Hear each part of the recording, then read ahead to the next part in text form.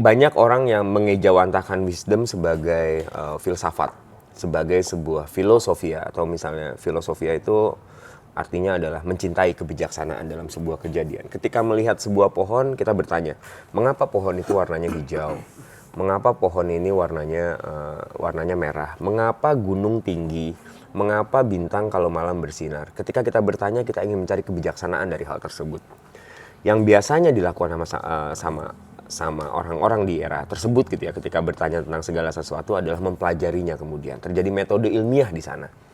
Terdapat sebuah masalah, terdapat sebuah keresahan, coba dipecahkan dengan cara pengen tahu bintang itu kenapa ya malam-malam berkelip atau misalnya menyala dengan berkelap-kelip dan segala macam. Akhirnya dia mencoba mempelajari ada apa sebenarnya di luar sana atau di langit sana sehingga bintang bisa terlihat. Mereka akhirnya mencoba mencari formula untuk memecahkan persoalan itu. Ketika ada pertanyaan, maka muncullah metode ilmiah di sana, mengumpulkan data. Oh, bintang itu bersinar hanya di malam hari, berarti dia bisa bersinar kalau suasananya gelap. Dikumpulkan data pertama, dikumpulkan data kedua, benda itu sebenarnya kecil apa besar ya, dan kenapa dia menyala. Akhirnya diciptakan sebuah teropong, dia bikin eksperimen, dia mencipta sebuah diagnosa tentang sebuah benda dan segala macam. Pola yang sama berlangsung sampai detik ini, bahwa setiap umat manusia dipaksa untuk selalu bertanya, selalu memiliki konflik, selalu memiliki pertanyaan untuk mendapatkan sebuah jawaban dan akhirnya mendapatkan sebuah kesimpulan dari jawaban tersebut.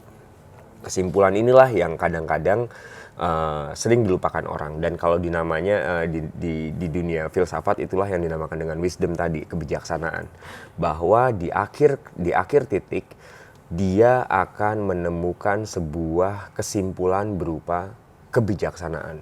Kebijaksanaan ini yang kadang-kadang suka meleset, bahkan gak ditemukan ketika orang baru memulai sesuatu.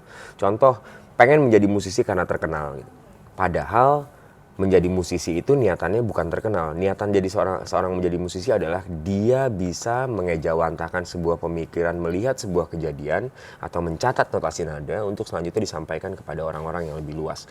Mereka lupa bahwa menggambar itu niatannya adalah merekam sebuah kejadian agar gambar tersebut bisa dibawa kemudian hari di rumah atau ditunjukkan kepada teman-temannya, kepada keluarganya, bahwa saya hari itu berada misalnya di Sukabumi untuk menggambar sebuah gunung dan pohon. Ini gambarnya seperti ini.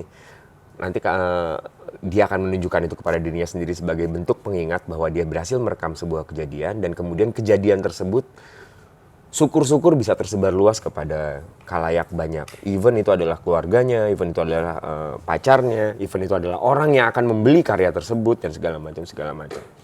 Disinilah kita berbicara tentang create sesuatu atau mencipta sesuatu atau membuat sebuah karya yang erat kaitannya dengan dunia kreatif, di mana di sana bergeraklah sebuah fungsi bernama cipta karsa karya tadi. Hasilnya berupa kebaikan, kebijaksanaan buat umat manusia dan bahkan untuk dirinya sendiri. Dia menjadi bahagia ketika menggambar hal tersebut. Dia menjadi bahagia ketika mencipta sebuah musik dengan komposisi seperti itu. Dan kebahagiaan tersebut tiba-tiba bisa tersebar luas kepada teman-teman yang lain, dalam artian orang-orang akhirnya bisa mendengarkan lagu tersebut, bisa menjadi bahagia dengan lagu tersebut, bisa gaet pacarnya gara-gara lagu tersebut. Sebuah perusahaan misalnya venue atau misalnya sebuah restoran gitu ya, bisa menggunakan lagu tersebut untuk membuat para pengunjung yang datang ke restoran tersebut stay atau tidak pergi kemana-mana, menikmati musiknya. Dan akhirnya mereka menjadi senang, pengusaha restoran juga menjadi senang dan segala macam. Kebaikan-kebaikan ini yang kadang-kadang sering sekali dilompat sebagai sebuah output. Padahal esensi paling mendasar pertamanya adalah seorang musisi mencipta karya terbaik, dan syukur-syukur itu bisa berimpact kepada semesta dengan cara-cara yang tadi seperti saya sebutkan. Disinilah faedah utama dari kata-kata bernama kebijaksanaan atau kata-kata dasarnya itu bernama wisdom ya. atau pemikiran tentang bahwa sesuatu itu pasti ada level tertingginya. Di dunia agama pun konon katanya seseorang dipilih untuk bisa masuk surga atau neraka itu bukan karena amal perbuatannya, bukan karena kebaikan yang dia cipta di dunia dan segala macam. Semua murni karena sebuah kebijaksanaan dari Tuhan Sang Pencipta kita untuk bisa menentukan mana yang baik buat kamu. Kamu harus masuk neraka, kamu harus masuk surga dan segala macam dan segala macam.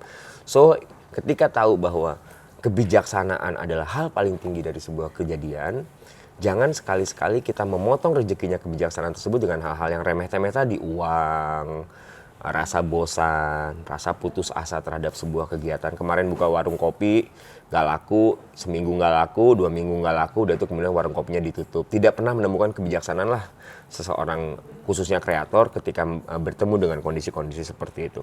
Yang seharusnya terjadi terhadap pola kreatif dari sebuah kejadian, contoh misalnya membuat coffee shop, minggu pertama tidak laku, dia akan mencari tahu caranya gimana agar orang bisa menikmati